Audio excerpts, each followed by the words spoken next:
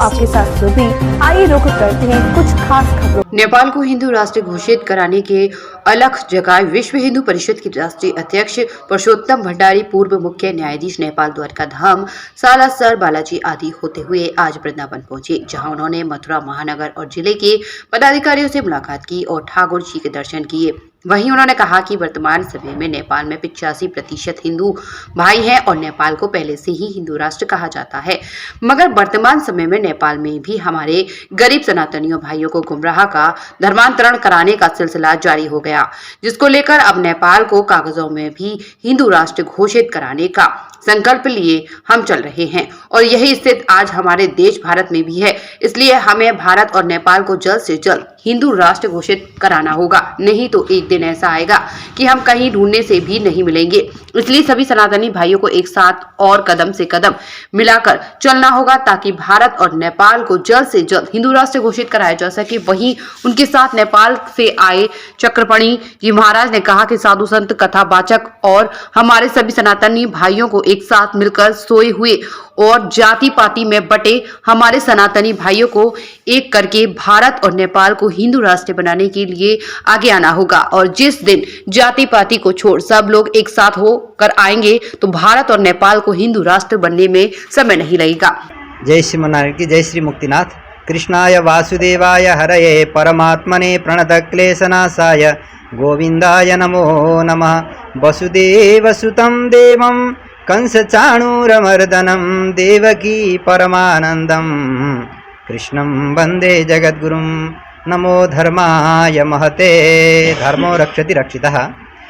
अभी हम लोग नेपाल से तीर्थ यात्रा के लिए द्वारकाधीश सोमनाथ दर्शन करते हुए पुष्कर क्षेत्र से अभी वृंदावन में आए हैं।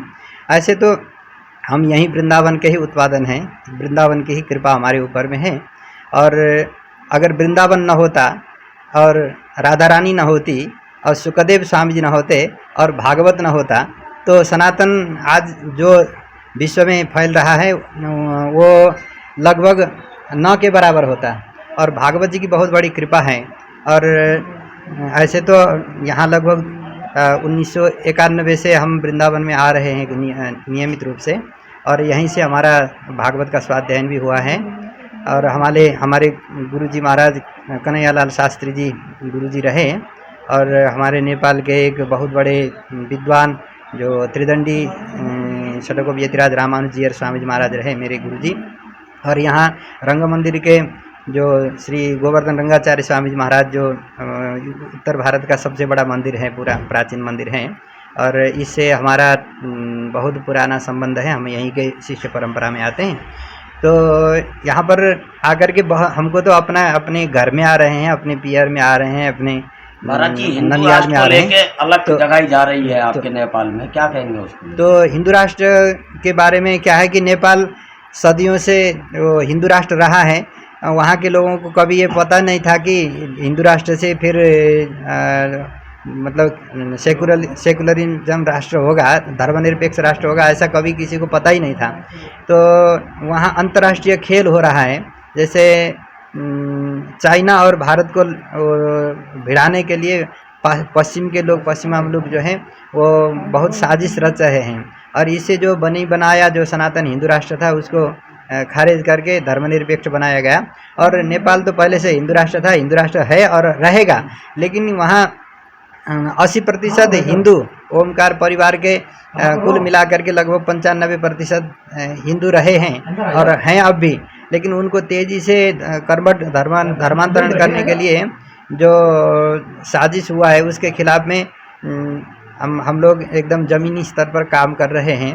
और अभी हमारे साथ में ये नेपाल विश्व हिंदू महासंघ नेपाल के केंद्रीय अध्यक्ष श्रीमान पुरुषोत्तम भंडारी जी हैं, और इनके साथ में जुड़ करके और आगे भी हम लोग कुछ करने वाले हैं। और इसमें क्या है कि ये राष्ट्र अलग है, वो राष्ट्र की सीमाएं रेखाएं अलग है, लेकिन संस्कृति संस्कार धर्म एक होने के नाते हम सबको मिल करके वहाँ जो हिंदू राष्ट्र है उसके लिए भारत के लोगों को भी साथ आना चाहिए। और यहाँ कुछ हो जाए तो नेपाल भारत सांस्कृतिक रूप से तो एक ही है।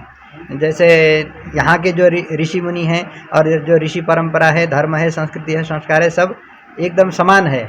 रोटी बेटी का संबंध जैसे बताते हैं, राजनीतिक जो स्थितियां हैं वो अलग हैं, लेकिन अब राजनीतिक स्थिति में भी क्योंकि राजनीति ही मेरुदंड रहता है, नीति नाम राजा राजनीति, तो राजनीति में थोड़ा विधर्मी लोगों का जो प्रवेश हुआ है उनको साइड करने के लिए हम सभी हिंदुओं को एकत्रित होना चाहिए। इसके लिए हमारे नेपाल में भी बहुत सारे कथाकार कथावाचक जो व्यासपीठ में रह कर करते हैं, उनके साथ में भी बहुत सारे लोग जुड़े हुए हैं।